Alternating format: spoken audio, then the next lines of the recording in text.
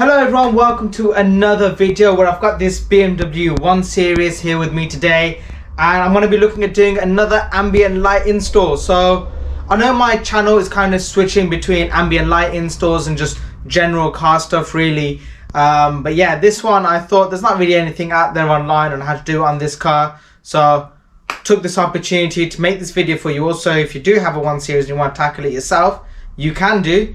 Or if you want to get in touch with someone like me on getting it installed in your own car, then yeah, just let me know. But yeah, it's going to be kind of a quick rush install. I gotta get it done basically by the end of the night, and it's already 6:45, so I'm gonna try and see how quickly I can get this done today. Fingers crossed it all goes well. I'm gonna basically talk a little bit less throughout this video and just go through it. I'm gonna hyperlapse as much as I can so you all get to actually see what I'm doing, and I'll probably go over it with some voiceover later on. But let me quickly show you all around the car right now as it is, and then I can carry on with the work.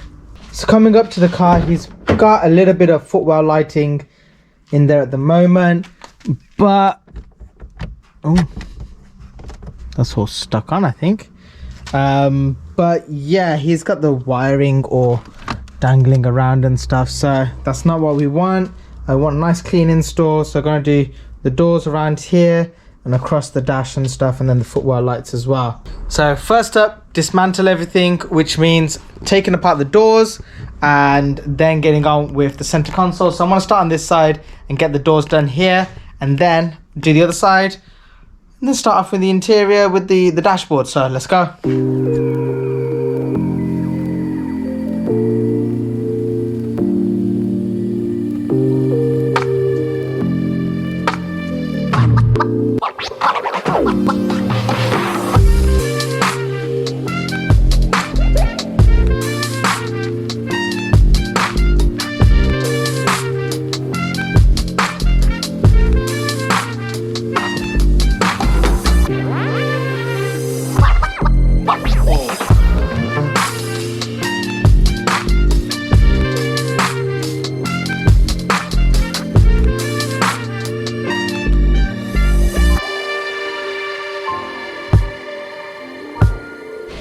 I just thought I will show it on this side very quickly on what I've been doing.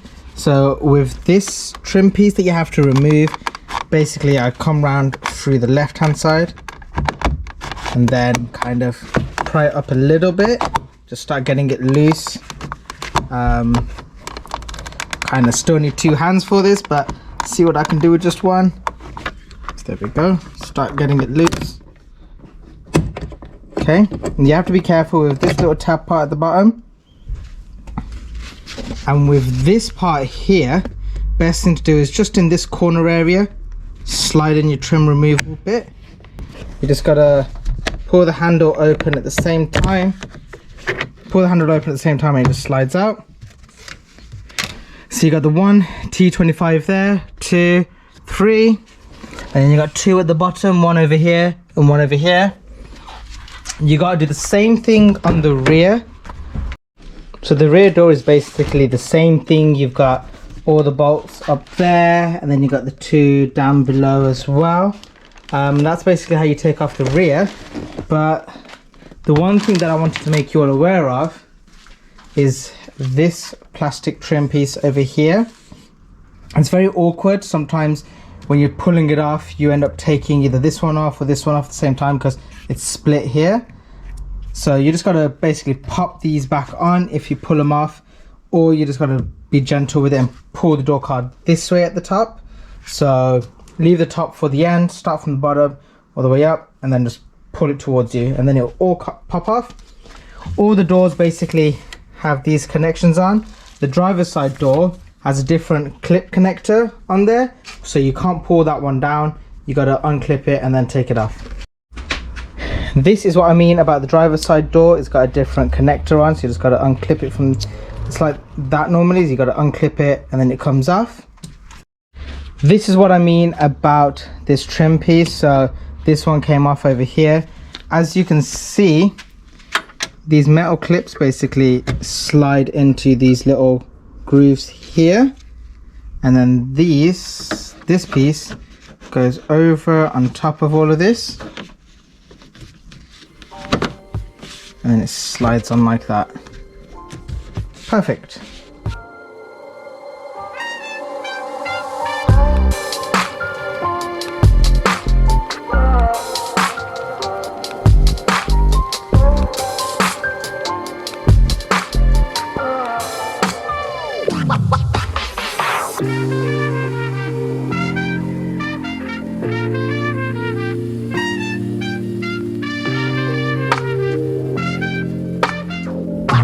So everyone, here's where I'm at the moment.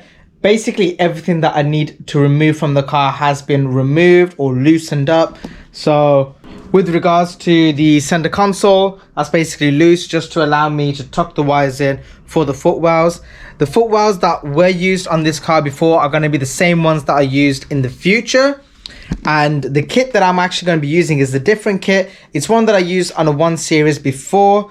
It's one where the wire will basically be taken to each one of the doors, and then you'll basically have your ambient lighting that way. The reason why I can't do the other version of install where it's all wireless is because on this car, unfortunately, it doesn't have a live and earth inside the doors that I can plug into that will always stay live. That basically means the lights will turn off if you put the windows down or up. There are versions of the 1 Series where if they have a little bit of ambient lighting inside the doors where the door handle are, you can tap into that. But this car doesn't have that, unfortunately, which is why I've resorted to this option. So this is basically the best way around it. As you can see here, basically the only real buttons to tap into is the wiring for the window switch, the door handle and lock mechanism, and speakers. Now speakers, yeah, you can say that might be on all the time and stuff, but that's only if you got the speakers on or the audio system on and stuff, and it might have interference if you use the speaker wires, so that's why I didn't really want to look into using that. This is the best way forward for me at the time being, and the owner of the car is happy with me going about it this way. You only really get to see a little bit of wiring, so it's going to be completely fine.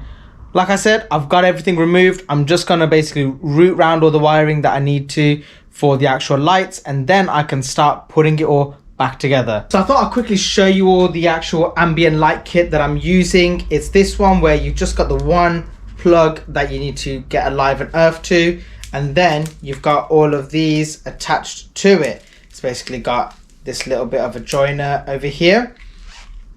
These are different lengths, so you have to look at which ones, for example, that is going to be shorter than this one. You can just tell from how thick they all are. And yeah, I'm just going to unwind all of these, route it around the car wherever I think it's going to be best, and then I can get ready with installing it. So fingers crossed everything goes well, and it should be a smooth installation process. Yeah, let's go.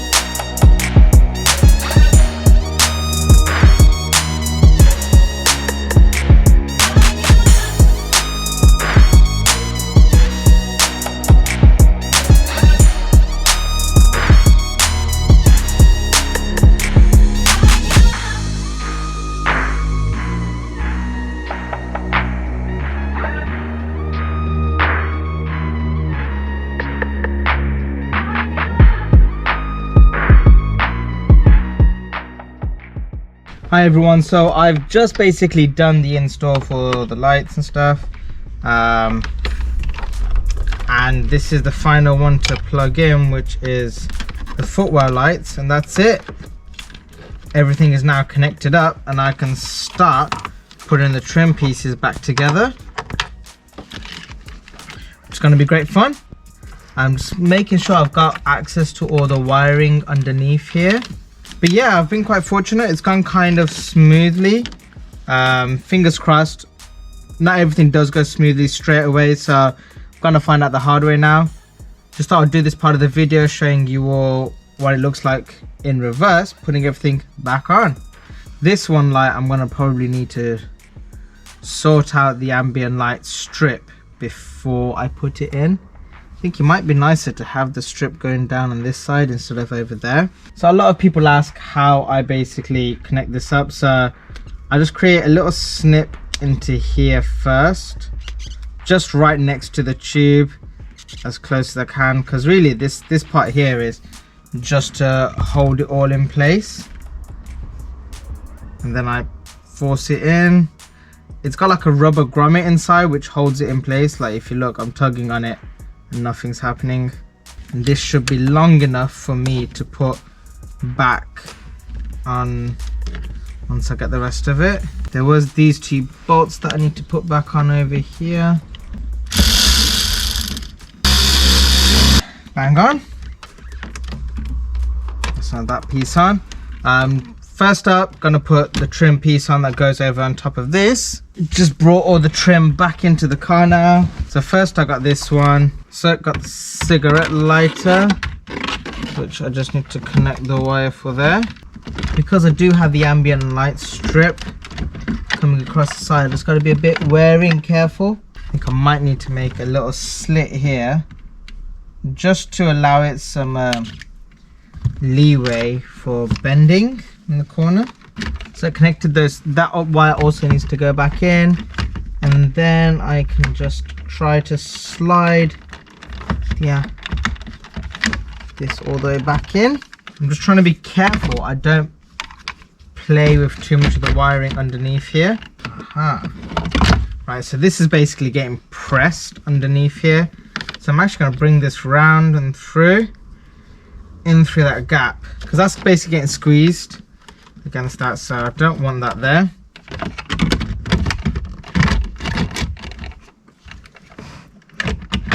That was stopping this from going all the way down. This looks and feels a lot happier now. I know this piece went on first. I know that piece went on first. I'm just going to double check with this one how this went back on. Kind of goes on like that. Okay, yep, so I can put that other screw back on as well, because that's not got any interference there.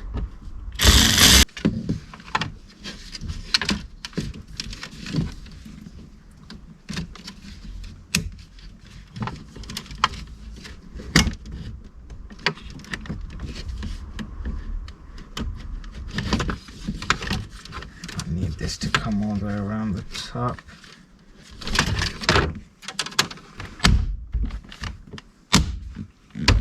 Basically all snaps back into place. I'm going to deal with this first because this is the one that I'm most nervous on. I'm making sure it fits right, because if this doesn't fit right, then I basically got to take off all of this again.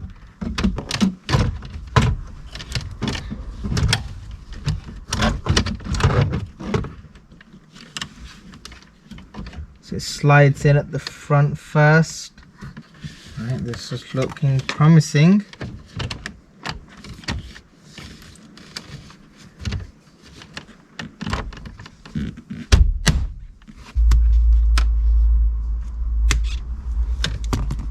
Okay, now that's basically compressed all the way down. Now I can actually maneuver the tubing all the way in.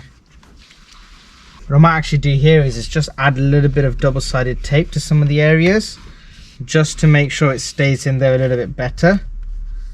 It's really tight over here, but it just gets a little bit weaker as it gets further back. Ooh, actually no, it just needed a little bit of extra brute force, and it just needs a little bit more trimming over on this end. Perfect. That's what I like. Just gonna add a little bit of double-sided tape over here because it doesn't seem like there's any clips in that area to hold it in. Yeah, I think this is definitely gonna need some double-sided tape just to kind of make sure it stays in place. Now what I usually use is this really thin double-sided tape. It's quite good because it allows me the flexibility of adding layers if I need to.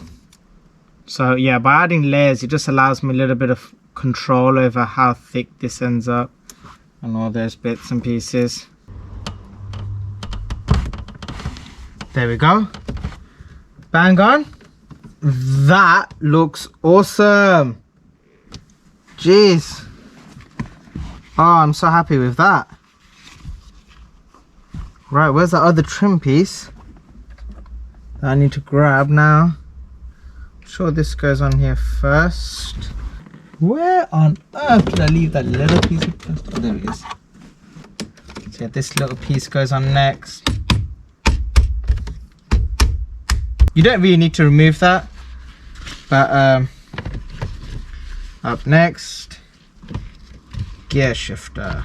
Really hope I don't need to remove that one again. Okay, that's the center console basically finished, wrapped up, nice and clean.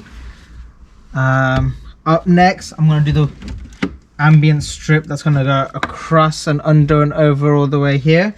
For that, I'm just going to bring out the ambient light wiring strip.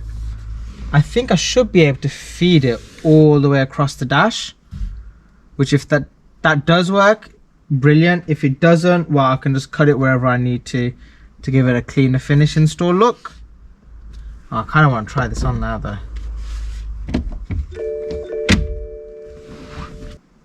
That looks amazing. I'm very impressed with that. I think this footwell light wasn't working for them because it doesn't seem to be on anymore. Should be enough around here. I'm going to do it a little bit longer just in case. It's just like I did earlier basically. I'm just going to snip this a little bit here and I'm going to start from this side on the left. So force this in. Move this all the way inside.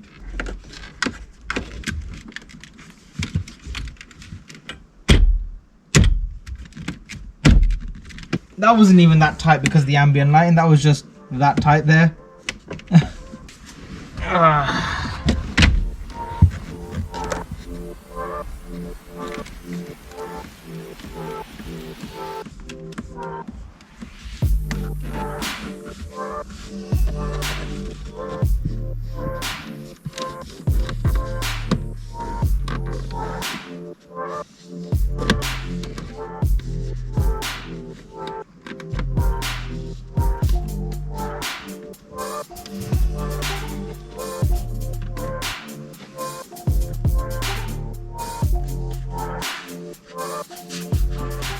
This seems like another few places is gonna need double-sided tape, and also around here you can see these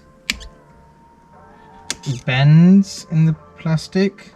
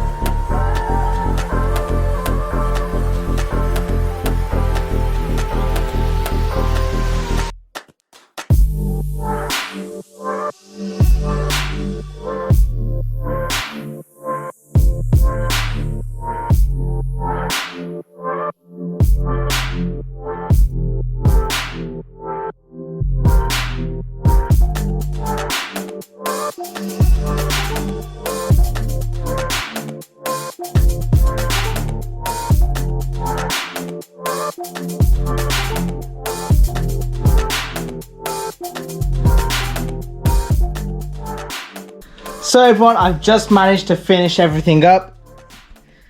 It is now 1:25. I started at around 6:30. So yeah, it's taken a little bit of time, but managed to get it done just the way I wanted it to. So you can't even tell it's there at the moment. I'll wait until I turn the car on and get the lights on.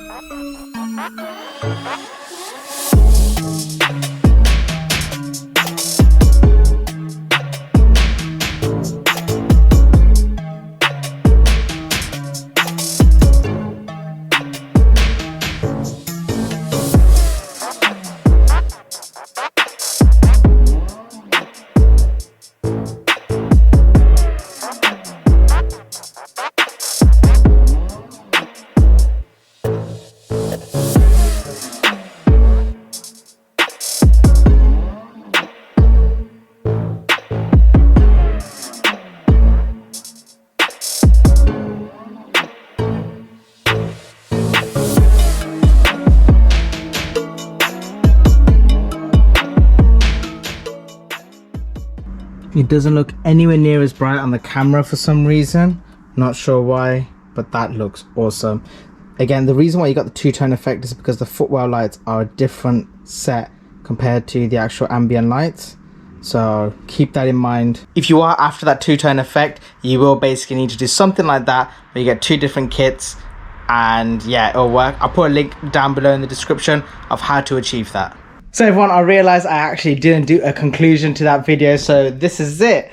All I want to say is thank you all for watching and getting to this point of the video. It means a lot to me for you to actually watch it all the way through to the end. And also, I just want to say to everyone, thank you for all the subscribers, everyone joining the channel.